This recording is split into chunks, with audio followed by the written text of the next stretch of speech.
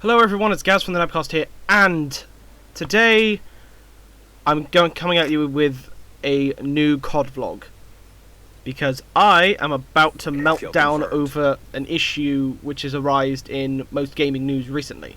As everybody knows, there has been the shootings in the primary school in America recently, and my heart, well, everyone at the Nabcast, their hearts go out to those persons affected, because it is a tragic thing. So, and it's going to take a long time for those wounds to heal. But what I'm talking about today is that there's a sort of, well, people have argued that these shootings are linked to violent video games. UAV awaiting orders. Oh, we're back at this issue again. Hunter-killer drone ready for because violent video games have been care package awaiting orders. Causes for a lot of things, apparently, according to these stupid people. Because these people have no intelligence. And they can't read. And I will explain why they can't read. It's because on the back of most violent video games, they have a rating system. And why these games have been rated this high. And if they don't read that, they buy it for their children.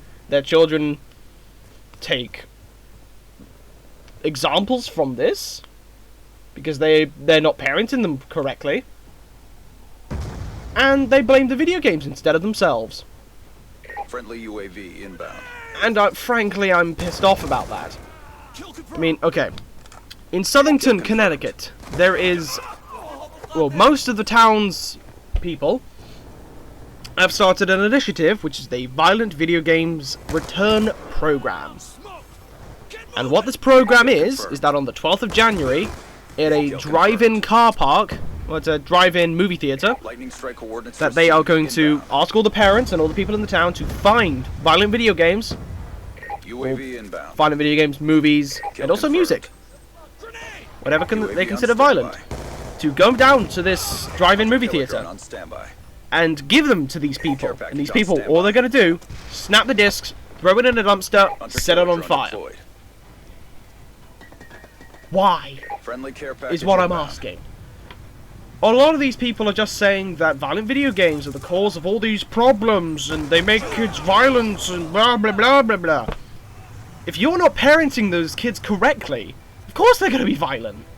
I mean, think about how much violence is going on in towns and things because of all these stereotypes and all these kids acting up. It's mainly because the parents are not parenting them correctly. Of course, there's all of this gang culture and things. And they're gonna find other things. They're gonna blame the music because the music makes the kids violent and want to stab people. When they don't blame the parents for not keeping their own kids in line. Drifting back onto this, that they are outlining all these violent video games because of the creators are making things so violent that it could possibly affect the kids. How did you come to this sort of conclusion? Yes, I agree that a lot of these games do have a lot of violence in them. E.g., Call of Duty Black Ops 2 is a fine example. There is, within the first hour of the game, you have a section where you're in Africa basically mowing down a lot of people with machine guns and things. And there is also a bit, also in that region, that you open up a container filled with a lot of grotesque dead bodies. No wonder the game has been rated 18, plus of all the violence. And the parents are finding things to blame the developers for this. The developers are just making a fun experience for people, just so that, to make a buck. I mean, they want to make some money. They want to make things up for something that's fun. And again, yes, Call of Duty Black Ops 2 is fun. It is a very fun game. But the issue here is that the parents of these kids are blaming them, or blaming developers of games for making their games so violent, and not blaming themselves. Because they're the ones who bought the game for them. Because that's why, it just boggles my mind why we have a rating system if it doesn't work. The way that the rating system works is that it rates the game Friendly lightning strike inbound. puts an age thing on it, puts an age restriction on it, because it's inappropriate for young children. And think about how many 12-year-olds play Black Ops. A lot. I mean, I was on a live stream with a YouTuber that I know, just before the new year, and someone who joined was under 12. And I'm like, he's too young. A lot of these people are too young to play these games. I mean, why would it have an 18 sticker on it if they're about 7 years old playing these games? It's not the kids' fault.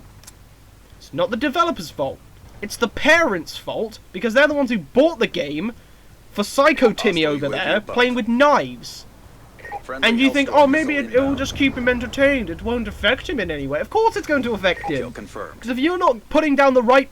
If you're not parenting correctly and giving him examples to follow by... Friendly care package inbound. And just being a lazy shit...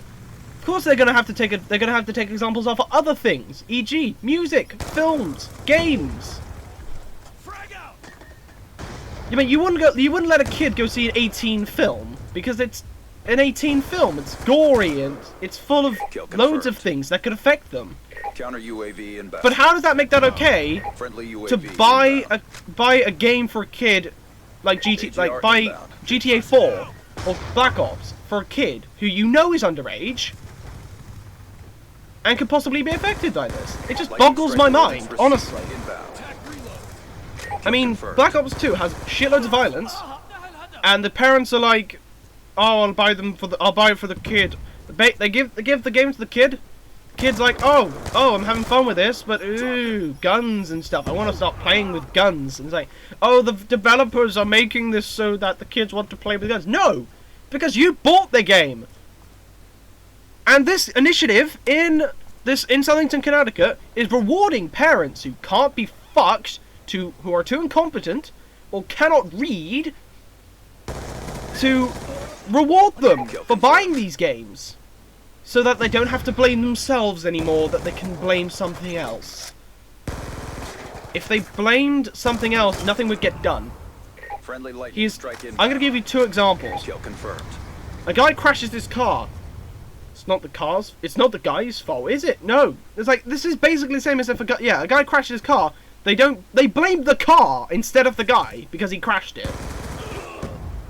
Kill confirmed. And another example, the Combine Massacre itself, a group of Americans, including a news presenter, thought that the reason he did this, this horrible event took place, is because he took influences from Doom. Hostile hunter killer drone inbound. Yeah, Doom. Honestly, I mean, yes, Doom is a very violent game. It's one of the original first-person shooters of that era. And because he had that on his NES, on his Super Nintendo, UAV or inbound. Genesis, or whatever he had, that it's the game's fault. The game is the one that caused him. It warped his mind in order to kill all of these people. Awaiting orders. And anyone who thinks that is an idiot, because they don't want to blame something that it was actually his own idea that he wanted to kill all these people. No, just blame it just to make them sleep better at night. Tracks have been erased. Good job. And that's my standpoint. I think it's just the parents' fault, because if they're the ones buying the games in the first place, and then they won't have to, because they don't want to blame anything else, and they're the ones who provide the games for the kids, going against the rating system. So, in the comments below, post your opinions. I would love to see them. And stay tuned for the next CODVlog. Signing out.